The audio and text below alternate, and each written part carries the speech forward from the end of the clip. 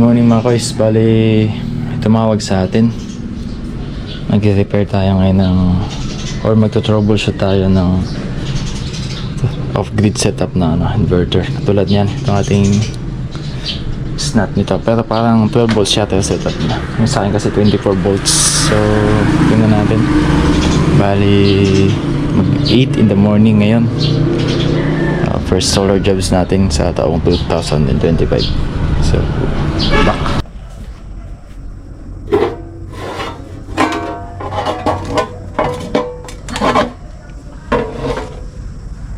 Nice pa.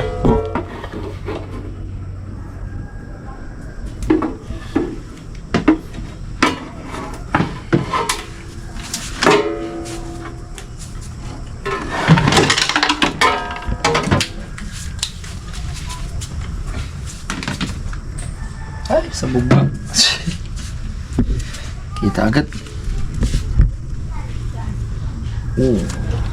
Sabog ang muspet. Ito yung maganda. Sabog. Sabog, men.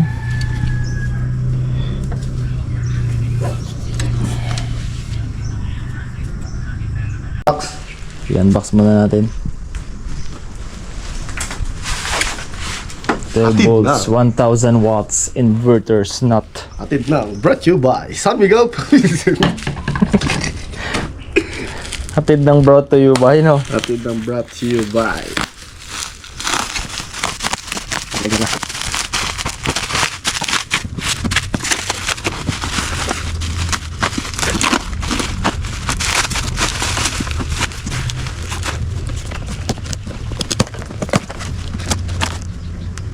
Surprise.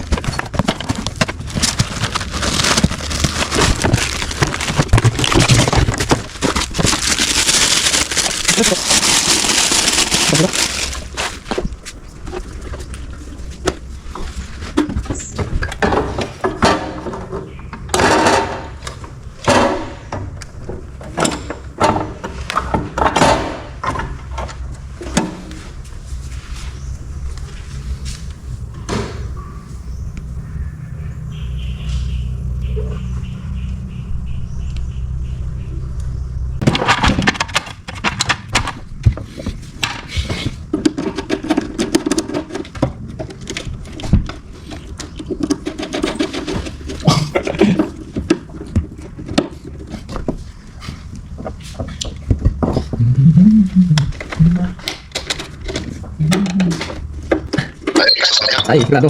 Nasa expect na pag ayos na niya. Kalahati kita na niya. Bayad. Diba, ma'am? Nilalagyan ko sa automatic yung switch. Kasi kung nilalagyan ko lang yung manual. Nakausap niya yung kabila. Nagpapit ba? Wala ko eh. Ano naman ito? Kasi sa kabila pwede yung lista. Yung uwi namin, hindi mas kabila. Ayos na. Tingnan natin po. Nasa parang sa dito pag nagkasila? Nasa parang sila dito? Ay, wala pa lang ako. Kasi ano pag yung nagkakabit, sila natawagin natin. Oo. Kasi kailangan nila lahat ng junction box yan eh. Ano ba? Ano ito tapit na eh? Meron ba? Ito saan? Pwede pa rin. Sa'yo, buti mo ba? Di ba hanggang? Ano ba? Hindi ba lang?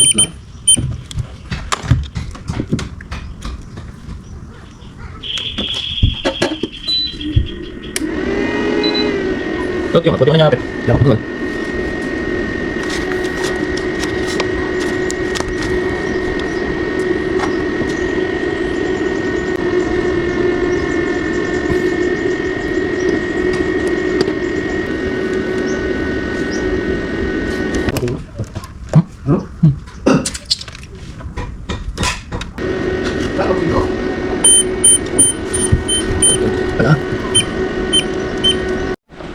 Yan mga kois, nilagay na sa box yung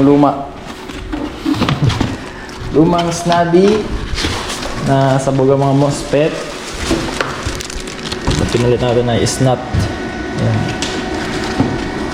Nilagyan natin ito ng ATS para less hassle sa pagka-transfer.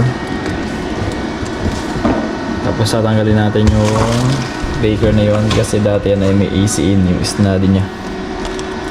Tanggalin natin yun. Bali dito guys ay naglalagay tayo ng LVD para protection sa battery. So yan na, nag-set up na tayo ng LBD. Na-set na natin din yung kanyang ATS. So try natin buhayin itong ATS nya. Bali may breaker siya dito sa may bandang baba. Yung pinaka breaker sa out.